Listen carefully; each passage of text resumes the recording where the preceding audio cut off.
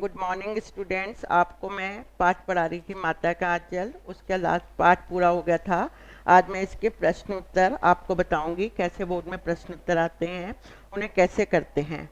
पहला प्रश्न है, लेखक के पिताजी लेखक को पूजा में अपने साथ क्यों बैठाते थे। पहला ये प्रश्न है, तो लिखेंगे भोलेनाथ को पूजा में बैठने के निम्न कारण थे। लेखक के पिताजी यहाँ पे है, तो भोलेनाथ से अधिक प्यार करते थे। लेखक के पिताजी धार्मिक प्रवृत्ति वाले थे। उनकी यह इच्छा रही होगी कि भोलेनाथ भी धार्मिक प्रवृत्ति वाला बने। तीसरा पॉइंट है इसका, पहले क्वेश्चन का, शिशु भोलेनाथ पर ईश्वर की कृपा बरसती रहे। ये पहला क्वेश्चन। दूसरा, शिशु का नाम भोलेनाथ कैसे पड़ा। शिशु का मूल नाम तारकेश्वर नाथ था। तारकेश्वर के पिता स्वयं भोलेनाथ तथा शिव के भक्त थे। अपने समीप बैठाकर शिशु के माथे पर भभूत लगाकर और त्रिपुराकार में तिलक लगाकर लंबी जटाओं वाले शिशु से कहने लगते थे कि बन गया भोलेनाथ। वो क्या करते थे कि शिवजी की तरह उसके माथे पर भभूत लगा दिया करते थे और उस पर त्रिपुंडाकार, जिस प्रकार शिवजी भगवान तिलक लगाते हैं वैसे लगाकर उसे शिवजी की तरह बनाकर उसे कह देते थे बन गए भोलेनाथ। फिर तारकेश्वर नाथ ना कहकर धीरे धीरे उसे भोलानाथ कहकर पुकारने लगे और फिर उनका नाम पड़ गया भोलानाथ। तीसरा प्रश्न, भोलानाथ पूजा पाठ में पिताजी के पास बैठा क्या करता रहता था। तीसरा क्वेश्चन है, भोलानाथ क्या है कि पूजा जी के पास बैठकर पूजा पाठ में क्या करता रहता था। पिताजी के पास बैठकर मैंने आपको बताया था कि पूजा पाठ में बैठकर वह रामायण का पाठ करता था। उनकी बगल में बैठकर भोलानाथ आईने में अपना मुंह निहारा करता था। पिताजी जब भोलेनाथ की ओर देखने लगते तो शिशु भोलानाथ लज्जा कर और कुछ मुस्कुराकर आईना नीचे रख देता था। आईने का मतलब मैंने आपको पहले पढ़ाया था, शीशे को नीचे रख देता था। ऐसा करने पर पिताजी मुस्कुरा पड़ते थे। चौथा प्रश्न, भोलेनाथ के पिताजी की पूजा के कौन कौन से अंग हैं। भोलेनाथ की पिताजी पूजा करते समय किस किस तरह से वो भगवान की पूजा किया करते थे, इस बारे में बताना है इस प्रश्न के उत्तर में।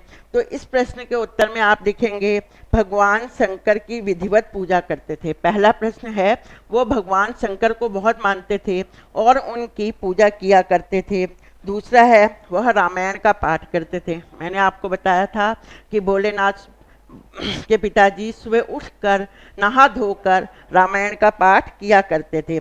तीसरा, राम नाम बही खाते पर राम नाम लिखना। राम नाम बही खाता एक बनाया था, एक अपनी पोथी बनाई थी ग्रंथ वो, और उसमें राम राम लिखकर उसे राम राम लिखकर रामायण के ग्रंथ के साथ ही रखा करते थे।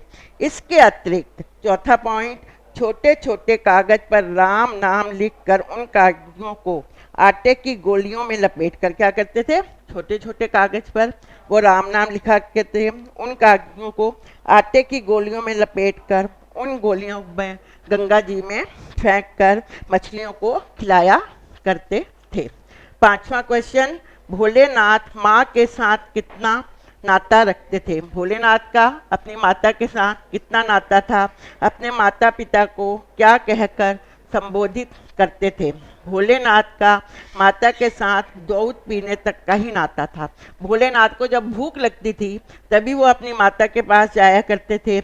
इसके अतिरिक्त वह माँ के पास जबरदस्ती रहता था, क्योंकि माँ भोलेनाथ को ना चाहते हुए भी जबरदस्ती तेल लगाती थी। क्या करती थी, भोलेनाथ ना चाहते हुए भी, वो यह नहीं चाहते थे कि वो माँ के पास रहे, वो चाहते थे वो बाहर बच्चों के साथ खेलें, परंतु उनकी माँ उन्हें क्या कर देती थी, जबरदस्ती तेल लगाती थी तथा उपटन करती थी, उनके शरीर में उपटन लगाती थी, जिससे भोलेनाथ को माँ के पास रहना पसंद नहीं था।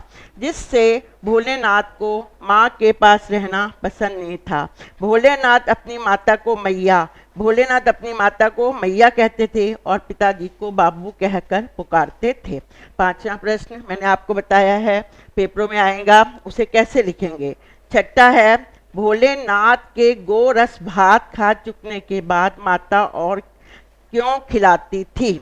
भोलेनाथ गोरस मैंने आपको बताया है गाय का दूध, खिलाने के बाद भोलेनाथ दोबारा क्यों खाया करते थे, माता उन्हें क्यों खिलाती थी? भोलेनाथ को पिताजी गोरस भात सान कर थोड़ा थोड़ा करके खिला देते थे, फिर भी माता उन्हें भर भर के कौर खिलाती थी। कभी तोते के नाम का कौर, कभी मैना के नाम का कौर। माँ कहती थी बच्चों को मरुदई, मरुदई कहाँ है, आदमियों को क्या खिलाना जाने, थोड़ा थोड़ा खिलाने से बच्चों को लगता है कि बहुत खा चुके हैं और बिना पेट भरे ही खाना बंद कर देते हैं। 7वां क्वेश्चन, भोलेनाथ भयभीत होकर बाघ से क्यों भाग गया? ये है नेक्स्ट क्वेश्चन। भोलेनाथ बाग में टोली के साथ था। भोलेनाथ बाग में गया था, अपने बच्चों की टोलियों के साथ भोलेनाथ बाग में गए थे। मैंने जब आपको पाठ पढ़ाया है उस समय बताया था कि वो आम के बाग में जाते हैं, आकाश में बादल आ जाते हैं, बिजली चमकने लगती है और तेज तेज बारिश होने लगती है, पेड़ हिलने लगते हैं और बालक क्या करते हैं, इस समय शोर मचाते हैं। वर्षा शुरू हुई और थोड़ी देर बाद ही बहुत तेज मूसलाधार वर्षा होती है। बालक पेड़ों के नीचे, पेड़ के चिपक जगह हैं।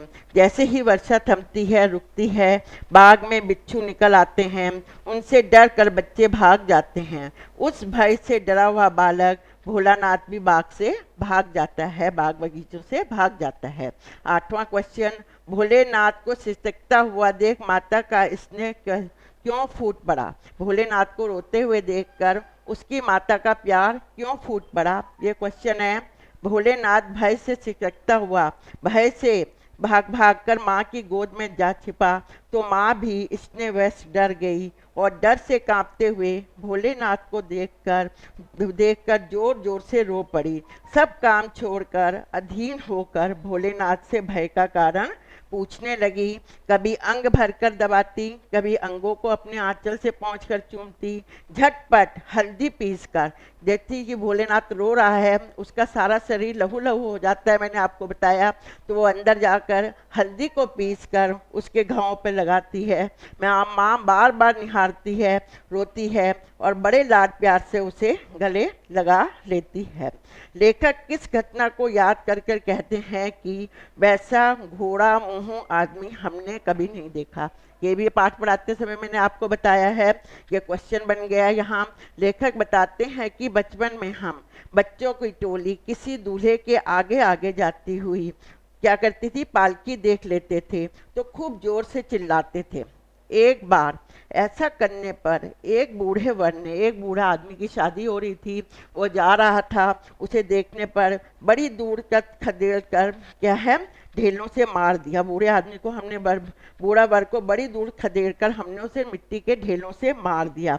उस खुसर ने सूरत लेखक नहीं भूलते, उन्हें याद कर लेखक कहते हैं ना जाने किस ससुर ने ऐसा जमाई ढूंढा है, लेखक ने वैसे घोड़े मुंह वाला आदमी कभी नहीं देखा था। नेक्स्ट क्वेश्चन, गुरु जी ने भोलेनाथ की खबर क्यों ली है? गुरु जी ने भोलेनाथ की खबर क्यों ली है? मूसन तिवारी हमारे चिढ़ाने पर सीधे पाठशाला शिकायत करने चले गए थे। मूसन तिवारी को उन्होंने चिढ़ाया था, वो क्या था, सीधे पाठशाला में चले गए थे, बच्चों के नाम वारंट निकाल दिया था, 4 लड़कों को इन्हें पकड़ने के लिए गए थे। वहाँ से गुरुजी ने भोलेनाथ और बैजू को पकड़ने के लिए 4 लड़कों को भेजते हैं। जैसे ही हम घर पहुँचे वैसे ही चारों लड़के क्या हो जाते हैं, उनके घर पहुँच जाते हैं। भोलेनाथ को दबोचा किंतु बैजू 9 2 11 हो गया। यहाँ मुहावरा है 9 2 11 होना, भाग जाना, और गुरुजी ने भोलेनाथ की खबर ली। आज मैंने आपको यहाँ तक पढ़ाया है, ये पाठ आपका पूरा हो चुका है। कल मैं आपको दूसरा पार्ट पढ़ाऊंगी। इस लेसन के मैंने प्रश्न उत्तर कर दिए हैं। एक्सरसाइज में आपके दूसरे क्वेश्चन है जो अभ्यास के, उन्हें आप लोगों ने खुद करना है।